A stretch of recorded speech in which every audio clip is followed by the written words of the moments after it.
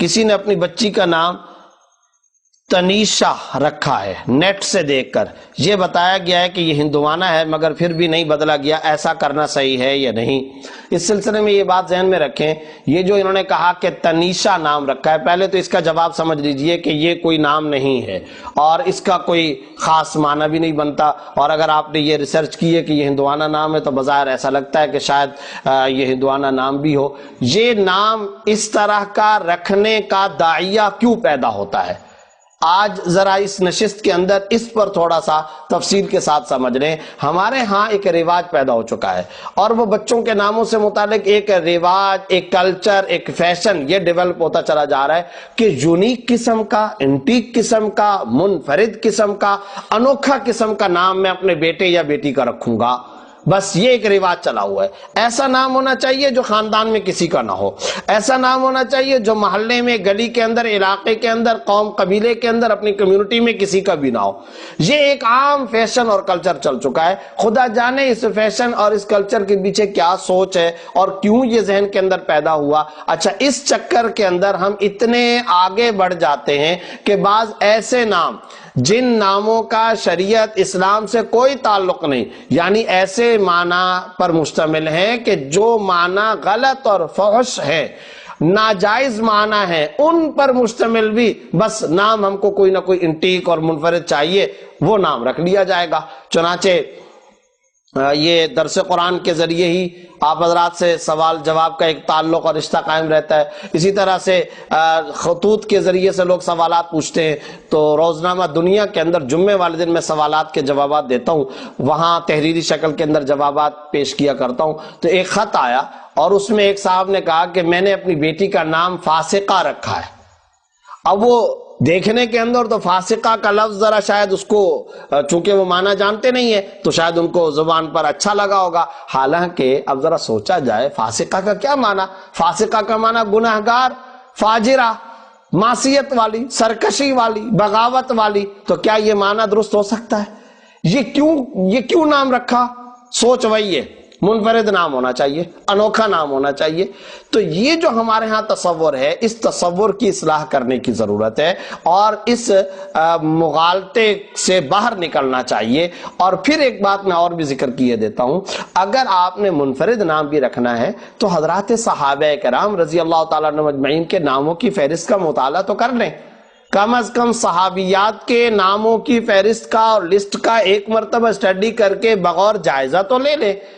آج ہم سمجھتے ہیں کہ ہم 14ویں صدی کے اندر اور 21ویں صدی کے اندر ہیں اور ہم بہت ترقی یافتہ ہیں، ہمارے شہر بڑے ترقی یافتہ، ہمارے ممالک بڑے ترقی یافتہ اور ہم بڑے اعلیٰ درجے کے نام، کچھ بھی ترقی ہم نے کر لی ہو، لیکن یاد رکھیں روحانیت کے اعتبار سے، اسلام پر عمل کرنے کے جذبے کے اعتبار سے اور اللہ رب العزت کے ساتھ قرب کے تعلق کے اعتبار سے، معرفت خداوندی، شفاعت رسول کے استحقاق کے اعتبار سے ہم بہت زیادہ تنزلی پر ہیں۔ اس کے لیے ہمیں جانا پڑے گا صحابہ کرام رضی اللہ تعالیٰ عنہم اجمعین کے ادوار کی طرف، معنویت اور علوم و معارف کے اندر ہمیں ان کی طرف جانا پڑے گا۔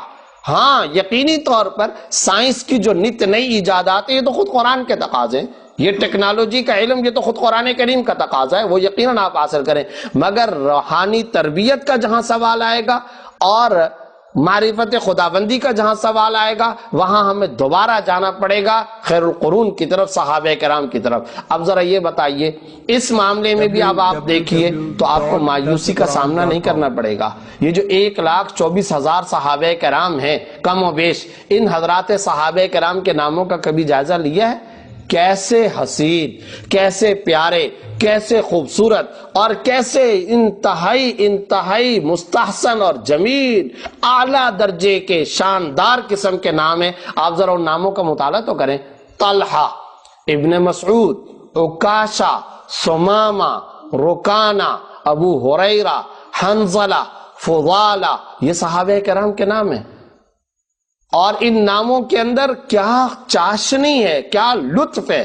ابو بکر، عمر، عثمان، علی، کیا ان ناموں کے اندر آپ کو یہ نام بچے کا رکھتے ہوئے کوئی شرم، کوئی ہچکچاہٹ یا کسی کا مذاق بننے کا کوئی تصور پیدا ہو سکتا ہے؟ ہرگز نہیں۔ اور ہم یہ سمجھتے ہیں کہ ہم بہت زیادہ ترقی یافتہ ہیں. ہمارے بعض علاقے ہیں، ان علاقوں کی طرف چلے جاؤ تو کیا نام رکھا جاتا ہے؟ جمعہ خان، جنگل خان، دریا خان، پہاڑ خان، سمندر خان. یہ ہمارے ہاں، یہ ہم 21ویں صدی کے لوگ ہیں. اور کچھ اور انٹیریئر کے علاقوں میں چلے جائیں، اللہ ڈینو، اللہ وسایا اور اللہ دتا، یہ ہمارے نام ہے. تو یہ 21ویں صدی کے افراد ہیں. اور اسی طریقے سے خواتین کے نام خدا جانے کیا کیا. اور اگر آپ شہروں کی طرف آ جائیں تو آپ ذرا وہ نام بھی دیکھیں اور آج کل کے نام بھی دیکھیں. Karachi is the biggest city of Pakistan. Karachi جو سب سے بڑا شہر ہے. آپ ذرا بتائیے کراچی کے اندر مختلف شہروں کے کیا کیا نام ہیں؟ کون سا جانور ہے جس پر ہمارے کراچی کے مختلف علاقوں کے نام نہ رکھے گئے ہوں؟ یہاں پر رنچوڑ لائن موجود ہے، بھینس کالونی یہاں پر موجود ہے، گیدڑ کالونی یہاں پر موجود ہے، فقیر کالونی یہاں پر موجود ہے، پریشان چوک، خدا جانے کیا کیا کیا. یہ سب سے بڑا ترقی یافتہ شہر ہے. جنگل، دور دیہات، کوئی خضدار، بلوچستان، انٹیریئر کے علاقے یا کوئی قبائلی علاقوں کے میں نام نہیں لے رہا ہوں. یہ کراچی جہاں بیٹھے ہوئے یہ وہاں کے علاقوں کے نام. اب آپ ذرا آ جائیے صحابہ کرام رضی اللہ تعالیٰ عنہم اجمعین کے ادوار کی طرف اور اس دور کی طرف. شہروں کے کیا نام تھے؟ کوفہ، یمن، بغداد، بصرہ، مکہ، مدینہ، الجزائر، غرناطہ، الحمرہ، ہسپانیہ، بغداد، الجزائر. اور آپ اس طرح چلتے چلے جائیں، شہروں کے نام، علاقوں کے نام، کیسے خوبصورت خوبصورت اور پیارے اور کیسے حسین و جمیل قسم کے نام. تو پتہ چلا لڑکوں کے نام ہوں، لڑکیوں کے نام ہوں، شہروں اور جگہوں اور مواضع اور کالونیوں اور ملکوں اور علاقوں کا نام ہو، ان تمام کے اندر ہمیں خیر القرون کی طرف دوبارہ رجوع کرنا چاہیے. صحابیات کی طرف آ جائیں. رسول اللہ صلی اللہ علیہ وسلم کی ازواج مطہرات، ہماری جو امہات المومنین، کیسے نام ہیں؟ میمونہ، زینب. صحابیات اور صاحبزادیوں کے نام عائشہ، خدیجہ، فاطمہ، ام کلثوم، یہ سب کے سب نام ہیں. اور اس قدر اعلیٰ، اتنے میٹھے، اتنے پیارے نام ہیں کہ آپ یہ ام دردہ، ہانی، ام ہانی، اسی طرح سے آپ دیکھیے زنیرہ، امامہ، میمونہ، کیسے خوبصورت اور کیسے پیارے پیارے نام ہیں. یہ صحابیات کے نام ہیں. اگر آپ کو یہ ایک منفرد نام رکھنے کا شوق ہے تو اس کا بھی طریقہ یہ ہے کہ آپ صحابہ اور صحابیات کے ناموں کا مطالعہ کر لیں. بدری صحابہ کی الگ سے لسٹیں اور فہرستیں موجود ہیں، اسی طرح دوسرے صحابہ کرام ہیں، ان کی فہرستیں موجود ہیں. اور اتنے پیارے نام اور اچھے معنی پر مشتمل نام. اور بالفرض فقہائے کرام نے اس کی بھی وضاحت کی، عالمگیریہ کے اندر یہ جزیہ موجود ہے کہ اگر کسی صحابی کے نام کے معنی کے اندر کوئی فرق ہو، یعنی اس صحابی کے نام کا جو معنی ہے، اگر فرض کرو کہ اس کا معنی اچھا نہیں بنتا، تب بھی وہ نام آپ رکھ سکتے ہیں، کیونکہ اس نام کی سعادت اور برکت کے لیے یہی کافی ہے کہ وہ کسی صحابی کا نام ہے. بس اس کی سعادت اور برکت کے لیے یہی کافی ہے کہ یہ ایک صحابی کا نام ہے.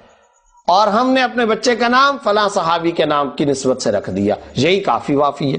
تو اس لیے ناموں کے حوالے سے ہمیں اپنے طریقہ کار پر غور کرنا چاہیے، اور ہمیں ناموں کے حوالے سے صحابہ کرام کے بہترین دور اور خیر القرون، عہد رسالت، عہد خلفائے راشدین اور عہد صحابہ و تابعین کی طرف آنا چاہیے. وہ نام منفرد بھی ہیں، انشاءاللہ ہمارے جذبات کی بھی تسکین ہوگی، اور اچھا اور اعلیٰ نام رکھنے اور اعلیٰ شخصیات کے ساتھ اپنے بچوں کے ناموں کو معنون اور منسوب کرنے کا اجر و ثواب بھی انشاءاللہ العزیز ہمیں ملے گا.